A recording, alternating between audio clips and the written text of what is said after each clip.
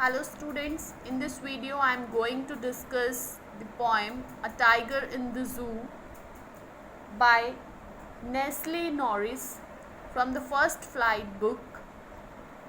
And this poem is about the agony and helplessness of a caged tiger that lives in a zoo.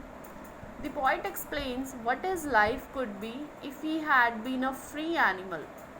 The poet has tried to explain about the conditions of animals that are caged by human beings for their own fun. So इस poem में poet explain कर रहा है कि अगर जो animals जिन्हें क्या है केज में रखा जाता है अगर वो फ्री हो तो उनकी लाइफ कैसी होगी. एंड इसमें पॉइंट जो है ये मीन्स एक्सप्लेन करने की कोशिश कर रहा है कि हम लोगों को क्या है जो एनिमल्स है उन्हें केज में नहीं रखना चाहिए. लोग क्या है अपने फ़न के लिए जो एनिमल्स है उन्हें केज में रख लेते हैं, बट इससे क्या उनकी जो फ्रीडम है वो बहुत ही ज़्यादा मीन्स उनसे क्या उनकी फ्रीडम जो है वो क्या हम स्नैच कर लेते, छीन लेते हैं उनसे उनकी फ्रीडम को. So let's start the poem.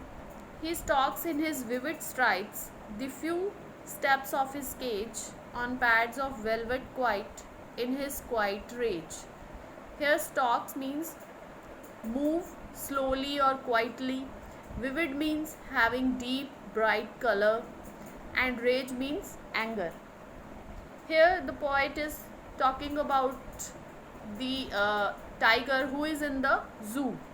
इसमें जो ज़ू में टाइगर है उसके बारे में बात की है कि वो जो टाइगर है वो क्या है जो क्या डीप ब्राइट कलर का है, वो अपने केज में कुछ ही स्टेप्स क्या है चल पा रहा है, क्योंकि जो केज है उसकी लेंथ मीन्स क्या होती है काफ़ी मिनिमम सी होती है. सो वो क्या अपने केज में कुछ स्टेप्स ही चल पा रहा है. On pads of velvet quite means उसके जो क्या है पैर हैं वो कैसे हैं वेलवेट के. वेलवेट मीन्स जो क्या बहुत ही सॉफ्ट स्टफ़ होता है. मीन्स यहाँ पे ये बताया जा रहा है कि उसके जो फुट है वो बहुत ही ज़्यादा क्या है सॉफ्ट है. In his quiet rage. अब देखो ये क्वाइट और रेज दोनों ही क्या ऑपोजिट वर्ड्स है. मीन्स क्वाइट क्या है शांत, रेज मीन्स एंगर. तो यहाँ पे वो ये कहना चाहता है कि उसके अंदर तो बहुत ज़्यादा गुस्सा है बट फिर भी क्या है वो कुछ नहीं कर सकता क्योंकि वो केज में है, इसीलिए वो क्वाइटली क्या है वहाँ पे कुछ स्टेप्स क्या है चल रहा है. Next is he should be lurking in shadow sliding through long grass near the water hole where plump deer pass. Lurking means laying hidden in order to attack and plump means flat. deer. यहाँ पे जो dear है, dear क्या है जो tigers होते हैं उनका फेवरेट फूड होता है जो डियर है.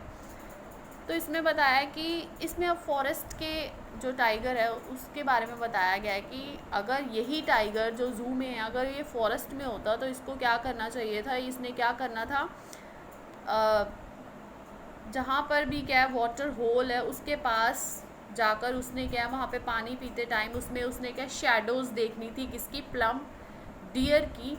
और उसमें से शैडोज़ देखकर वो क्या है अपने प्रे को क्या है देख सकता था और उस पर अटैक कर सकता था, क्योंकि जो वाटर है वाटर में क्या शैडोज़ दिखाई देती है. और वाटर के साथ ही उसने बताया है कि वहाँ पर लॉन्ग ग्रास है एंड वो जो लॉन्ग ग्रास है उसकी जितनी भी शेडो है वो क्या वाटर में पड़ेगी, जिससे क्या है वो वाटर में देख सकता है कि कोई जो एनिमल यहाँ पे डियर की बात की है कि कोई डियर तो नहीं है वहाँ पर. अगर वो होगा तो उसे क्या है वो उस पर अटैक करेगा और उसे अपना प्रे बना लेगा.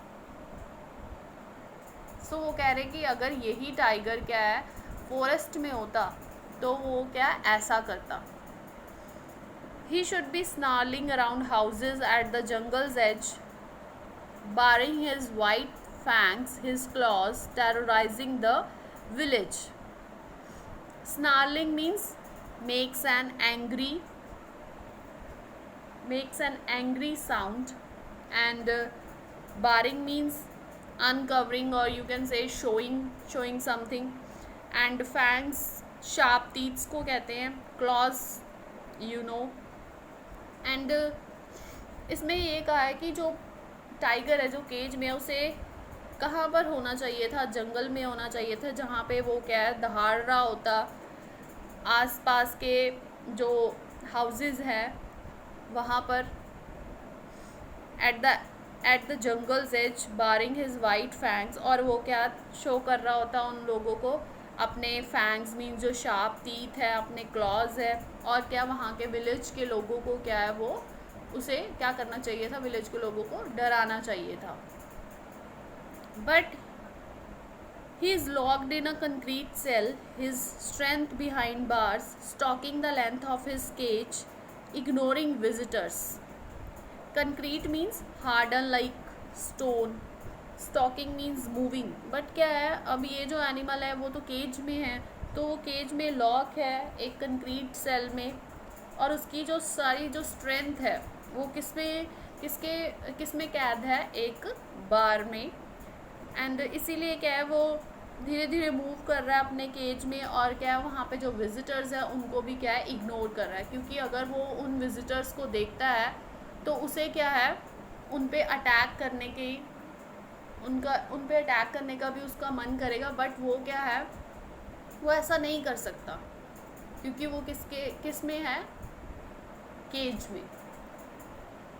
सो इसीलिए वो क्या विजिटर्स को इग्नोर कर रहा है. He hears the last voice at night, the patrolling cars, and stares with his brilliant eyes at the brilliant stars.